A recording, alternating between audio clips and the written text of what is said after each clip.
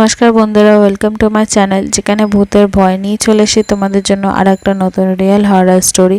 তোমাদের স্টোরিগুলো পছন্দ হয়ে থাকলে আমাদের চ্যানেলটা সাবস্ক্রাইব করো, পাশে থাকা বেল আইকনটি বাজিয়ে দিও আমাদের ভিডিও নোটিফিকেশন সবার আগে পাওয়ার জন্য।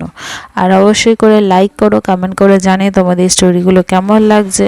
তোমাদের পছন্দ হয়ে থাকলে নিজের বন্ধুদের মাঝখানে অনেক অনেক করে শেয়ার করো। তোমাদের সাথেও যদি কোনো রিয়েল হরর এক্সপিরিয়েন্স হয়ে থাকে তো সেটা আমাদের সাথে শেয়ার করতে পারো। ইনস্টাগ্রামের লিঙ্ক নিচে ডিসক্রিপশনে দেওয়া আছে, সেখানে এসে আমাদের সাথে কথা বলতে পারো, নিজেদের স্টোরি জানাতে পারো, আমরা তার উপরেও ভিডিও আনবো। আর প্লিজ বন্ধুরা, ইনস্টাগ্রামের লিঙ্ক নিচে দেওয়া আছে, প্লিজ ইনস্টাগ্রামের পেজটা ফলো করে নিও। তাহলে চলো আজকের গল্প শুরু করা যাক। ভূষণগুহির শ্মশানে এক ভয়ঙ্কর রাতের অভিজ্ঞতা। শীতের রাত।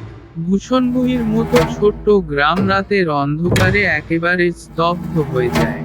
চাঁদের আলো যখন মেঘের আড়ালে লুকিয়ে পড়ে, তখন পুরো গ্রাম যেন আরো গভীর অন্ধকারে ডুবে যায়। গ্রাম থেকে একটু দূরে রয়েছে এক পুরনো শ্মশান। লোকমুখে প্রচলিত সেই শ্মশানে নাকি কিছু অপার্থিব শক্তির বাস। কেউ রাতের বেলা সেই শ্মশানের ধারে কাছে যায় না।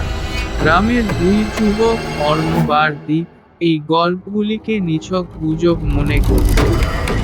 তাদের মধ্যে একটা অদ্ভুত কৌতূহল জন্মায় শ্মশানে রাত কাটানো। একদিন রাতে গ্রামে এক মৃতদেহ দাহ করতে নিয়ে যাওয়া হচ্ছিল। দাহ কাজ শেষ হলে তারা ঠিক করল ওই শ্মশানের এক কোণে রাতটা থেকে দেখা যাবে কিছু ঘটে কিনা। দীপ মজা করে বলল, সবই মিথ্যে গল্প, আজ রাতে আমরা সেটা প্রমাণ করব। রাত তখন প্রায় 12টা। শ্মশানের পথে হাঁটতে গিয়ে তারা লক্ষ্য করল মাটিতে যেন পায়ের ছাপ তৈরি হচ্ছে, কিন্তু আশেপাশে কাউকে দেখা যাচ্ছে না। তাদের দুজনের মনেই কিছুটা ভয় ঢুকেছিল, তবে তারা নিজেদের সাহস জোগাতে বলল, এটা হয়তো বাতাসের খেলা। শ্মশানে পৌঁছে তারা দেখল চারিদিকে কুয়াশা আর ছাইয়ের গন্ধ। দাহ করা চিতার ছাই তখনও উঠছে। হঠাৎ পাশের বড় বটগাছ থেকে একটা প্যাঁচা ডেকে উঠল। সেই ডাক যেন গোটা পরিবেশকে আরো ভারী করে তুলল।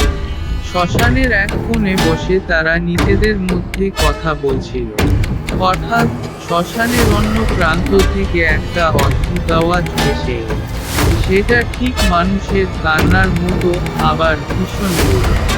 দীপ বলল, কাউকে দাহ করতে আসা লোক মনে হচ্ছে, আমরা যাই দেখি। তারা এগিয়ে গিয়ে দেখে কোথাও কেউ নেই, তবে শ্মশানের ধারে একটা কালো ছায়ার মতো কিছু নড়ছিল। অর্ণব টর্চের আলো ফেলতেই সেই ছায়া যেন মিলিয়ে গেল। তাদের দুজনের শরীরের লোম দাঁড়িয়ে গেল। ফিরে এসে তারা শ্মশানের কেন্দ্রীয় চিতার কাছে বসে রইল। হঠাৎ অর্ণব অনুভব করল যেন কেউ তার কাঁধে হাত রাখছে। সে চিৎকার করে উঠে দাঁড়ালো, কে কে আমার গায়ে হাত দিল? দীপ বলল, আমি তো বসে আছি। ঠিক তখনই অর্ণবের শরীরের এক অদ্ভুত পরিবর্তন দেখা গেল। তার চোখ যেন লাল হয়ে গেল, আর মুখ দিয়ে অদ্ভুত শব্দ বেরোতে লাগলো। দীপ আতঙ্কে কিছু বুঝে ওঠার আগেই অর্ণব যেন শূন্যে ভেসে উঠল এবং হঠাৎ করে অদৃশ্য হয়ে গেল। ভয় পেয়ে দীপ গ্রামে ফিরে এল। সেই গ্রামে এসে স্থানীয় পুরোহিতকে পুরো ব্যাপারটা খুলে বলল। পুরোহিত বললেন, তোমরা একটা ভয়ঙ্কর ভুল করেছ। ভূষণগুহির শ্মশানে বহু বছর আগে এক দাহকার্য ভুলভাবে সম্পন্ন হয়েছিল। সেই আত্মা এখনো মুক্তি পায়নি। যারা এখানে রাত কাটাতে আসে, তাদের আত্মাকে আটকে রাখার চেষ্টা করে। পুরোহিত দীপকে নিয়ে শ্মশানে যান। তারা মন্ত্র পড়তে শুরু করে। ঠিক তখনই শ্মশান থেকে ভেসে আসে অর্ণবের আর্তনাদ। পুরোহিত বললেন, ওকে ধরতে হলে আমাদের আত্মা মুক্তির বিধি সম্পন্ন করতে হবে। পুরোহিতের নির্দেশে দীপ মাটি থেকে পবিত্র ছাই তুলে অর্ণবের নামে মন্ত্র করতে শুরু করে। অর্ণব ধীরে ধীরে শূন্য থেকে নেমে আসে, তবে তার শরীর নিথর, চোখ বন্ধ। পুরোহিত বলেন, ওর প্রাণ এখনো দেহে আছে, কিন্তু পুরোপুরি নিরাপদ নয়। পুরোহিত শ্মশানে দীর্ঘ মন্ত্রোচ্চারণ করে। এরপরে অর্ণব জ্ঞান ফিরে পায়। সে বলে, আমি এক মহিলার কান্না শুনেছিলাম। তারপর মনে হলো কেউ আমাকে টেনে নিয়ে গেল অন্ধকারে। গ্রামে ফিরে তারা প্রতিজ্ঞা করলো, আর কখনো শ্মশানের ধারে কাছে যাবে না। আজও গ্রামে এই ঘটনা লোকমুখে প্রচলিত। যারা ভূষণভূমির শ্মশানে যায় তারা জানে, সেখানে শুধু মৃত্যুর নয়, আত্মার আর্তনাদের গল্প লেখা থাকে। অর্ণব ও দীপের জীবনে সেই রাতের ঘটনা একটা স্থায়ী দাগ রেখে গিয়েছিল। তারা গ্রামের পুরোহিতের নির্দেশে আর কখনো শ্মশানের দিকে যায়নি। তবে অর্ণব অনুভব করছিল, ঘটনাটি এখানেই শেষ নয়। মাঝে মাঝেই রাতে ঘুমের মধ্যে সে দেখত সেই কালো ছায়া, সেই কান্নার আওয়াজ, যেন কেউ তাকে ডাকছে।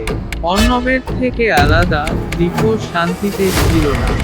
এক রাতে সে স্বপ্ন দেখল, শ্মশানের সেই বটগাছের নিচে একজন সাদা শাড়ি পরা মহিলা বসে আছে।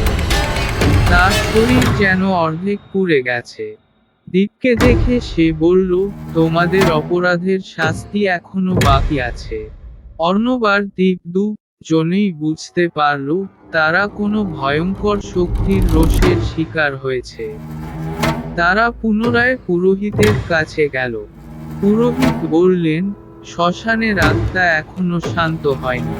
তোমাদের নিজেরাই সেখানে ফিরে যেতে হবে এবং সঠিক পদ্ধতিতে আত্মাকে মুক্তি দিতে হবে। তবে সাবধান, শ্মশানের ক্ষমতাকে সম্মান না করলে ভয়ঙ্কর কিছু ঘটবে। ভূষণভূমির শ্মশানে এক ভয়ঙ্কর রাতের অভিজ্ঞতা।